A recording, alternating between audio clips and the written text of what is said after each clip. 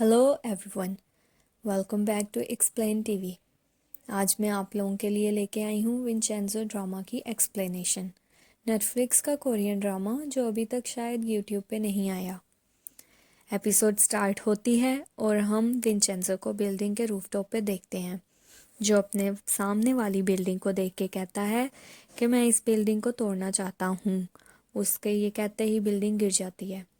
इसके बाद 3 दिन पहले का सीन दिखाते हैं, जिसमें विंचेंजो सुबह को जागता है और कहीं जाने के लिए रेडी होता है। असल में विंचेंजो इटली का सिटीजन है और एक इटालियन फैमिली का लीगल एडवाइज़र है। प्रोफेशन से वो लॉयर है। फिर वो एमलियो नामी बंदे के पास जाता है।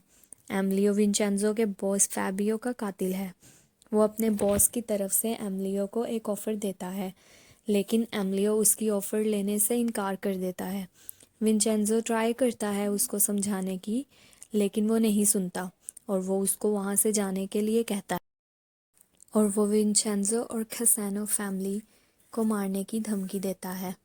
विंचेंजो उधर से खामोशी से जा रहा होता है और वो एक प्लेन को देखता है जो एमलियो के यार्ड में पेस्टिसाइड स्प्रे कर रहा था। जब वो एमलियो के ऊपर से स्प्रे करता गुजरता है तो एमलियो को पता चलता है कि वो केरोसिन है और ऐसे विंचेंजो उसके पूरे यार्ड में आग लगा देता है। फिर विंचेंजो फैबियो के फ्यूनरल में जाता है। उधर हमें ये पता चलता है कि विंचेंजो फैबियो का एडॉप्टेड सन है और फैबियो एमलियो को मारना चाहता था, इसीलिए विंचेंजो ने उसकी यार्ड में आग लगा दी थी। फैबियो का रियल बेटा पाओलो विंचेंजो से नफरत करता था, क्योंकि फैबियो का फेवरेट बेटा विंचेंजो था और फैबियो विंचेंजो का हर डिसीजन मानता था। दोनों भाइयों में आपस में नहीं बनती थी। फैबियो चाहता था कि विंचेंजो बॉस बन जाए, लेकिन पाओलो को ये बात पसंद नहीं आती और वो रात को विंचेंजो को मारने के लिए लोगों को भेजता है, लेकिन विंचेंजो बच के निकल जाता है और पाओलो को कॉल करके बताता है कि वो हमेशा के लिए जा रहा है और वो उसको कभी भी ढूंढने की कोशिश ना करे।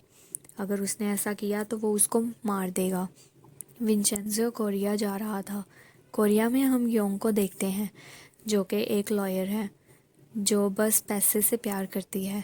फार्मास्यूटिकल कंपनी के केस में योंग के साथ जोन होता है। होंग अपोजिशनल पार्टी का लॉयर ये मानता है कि उनकी मेडिसिन की वजह से लोग मर रहे हैं और उसके पास विटनेस भी है, लेकिन योंग ने पहले ही विटनेस को ख़रीद लिया था, इसलिए वो कोर्ट में नहीं आता।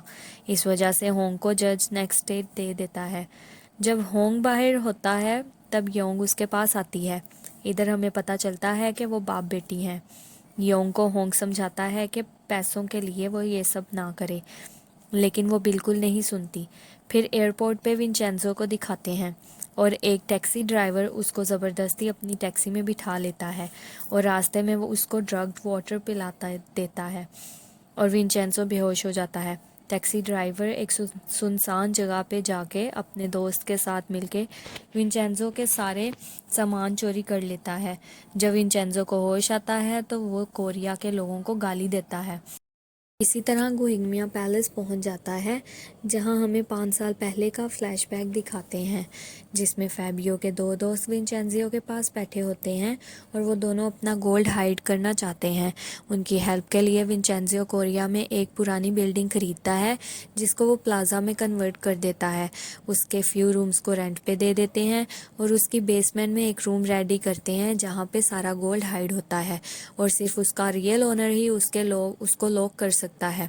इसके बाद हम प्रेजेंट में आ जाते हैं, जहां उसका दोस्त जो उसके पास आता है और उसको बताता है कि फार्मास्यूटिकल कंपनी उस प्लाजा को खरीदना चाहती है, लेकिन उसने इसको सेल करने से मना कर दिया।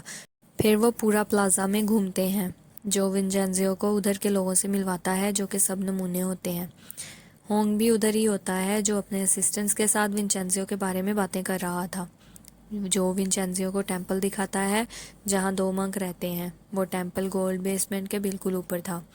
इसके बाद विंचेंजियो गियोंगचा के केस के डॉक्यूमेंट्स को देखता है और साथ ही फ्लैशबैक सीन चलता है, जो कोर्ट का सीन होता है। उधर गियोंगचा पे अपने बॉस के मर्डर का इल्ज़ाम था।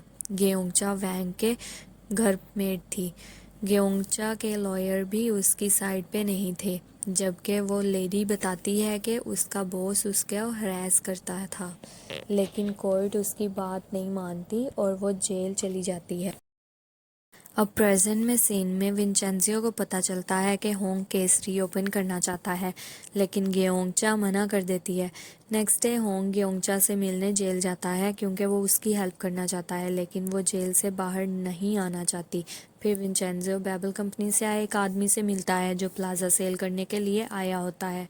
विंचेंजियो उसको साफ इनकार कर देता है और कहता है कि वो रिकंस्ट्रक्ट करेगा। वो आदमी उसको बहुत पैसे ऑफर करता है, लेकिन विंचेंजियो मना कर देता है। जो अपने घर जाता है जहाँ पे कुछ गुंडों ने उसकी फैमिली को बांधा होता है। वो ज़बरदस्ती प्लाजा सेल कॉन्ट्रैक्ट पे साइन करवाते हैं। नेक्स्ट डे जो कार में होता है और विंचेंजियो को कॉल पे रात के बारे में सब बताना चाहता है, साथ ही उसका एक्सीडेंट हो जाता है। योंग अपने बाप से लड़ रही होती है, तभी बेबल कंपनी से की तरफ से एक पार्क नामी आदमी अपने गुंडों के साथ प्लाजा को खाली करवाने आ जाता है।